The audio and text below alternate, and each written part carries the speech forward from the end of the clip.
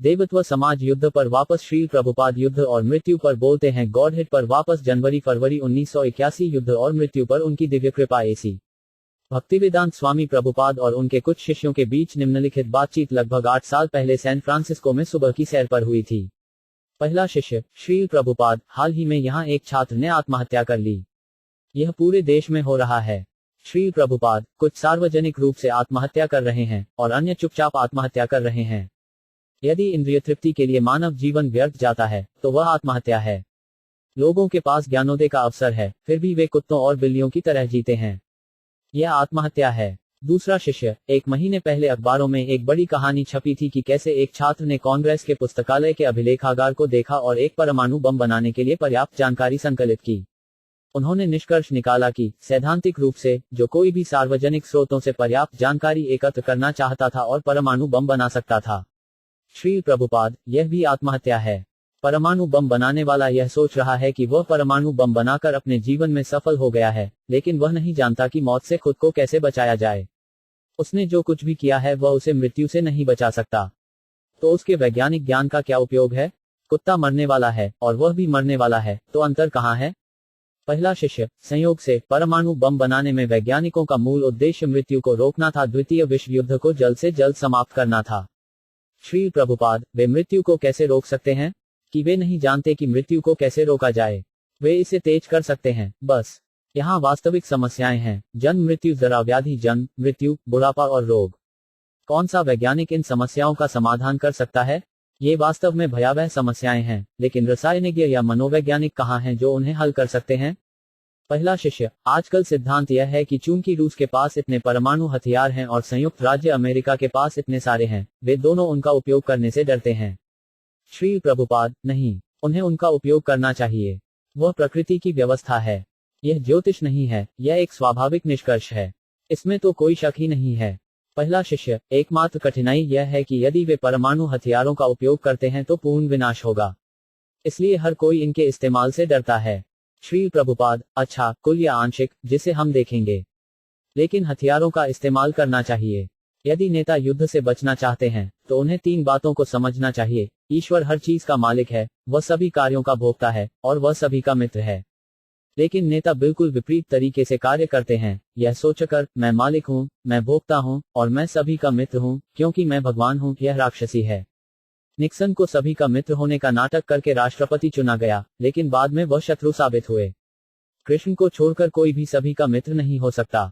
तीसरा शिष्य, लेकिन क्या ईश्वर का शुद्ध भक्त सभी का मित्र नहीं है? श्री प्रभुपाद, हाँ, क्योंकि वे कृष्ण के संदेश को लेकर चलते हैं। यदि कोई सार्वभौम मित्र है और यदि कोई उस सार्वभौम मित्र की जानकारी देता है तो वह भी सार्वभौम मित्र है। कृष्ण सभी के मित्र हैं। सुहृदम सर्वभूतानम, और शुद्ध भक्त सभी को बताता है कि कृष्ण उनके मित्र हैं। इसलिए कृष्ण के प्रतिनिधि को छोड़कर कोई भी आपका मित्र नहीं हो सकता है। भौतिक संसार में मैं तुम्हारा शत्रु हूँ और तुम मेरे शत्रु हो। यह भौतिक जगत का संपूर्ण आधार है। लेकिन आध्यात्मिक दुनिया इसके ठीक विपरीत है। मैं तुम्हारा मित्र हूँ और तुम मेरे मित्र हो, क्योंकि कृष्ण हम दोनों के सबसे प्रिय मित्र हैं। तीसरा शिष्य, जब हम आपकी पुस्तकें वितरित करते हैं श्री प्रभुपाद, क्या हम लोगों को यह दिखाने की कोशिश कर रहे हैं कि हम उनके मित्र भी हैं? श्री प्रभुपाद, ओह हाँ, वही सच्चा दोस्त होता है। जैसा कि चैतन्य महाप्रभु कहते हैं, कोटा निद्रा जाओ माया पिसाजिरा को ले NHI औषधि माया नसीबरो लगी, हरि नाम महामंत्र लाओ तुमी मागी। हे लोगों, आप माया भ्रम के जादू के तहत सो रहे हैं। आप कब तक इस भौतिक दुनिया में सोए और पीड़ित रहेंगे? मेरे पास दवा है, हरे कृष्ण महामंत्र, इसलिए इसे ले लो और अब और मत सो। पहला शिष्य, क्या परमाणु युद्ध का खतरा कृष्ण भावनामृत को फैलाना आसान नहीं बना देगा?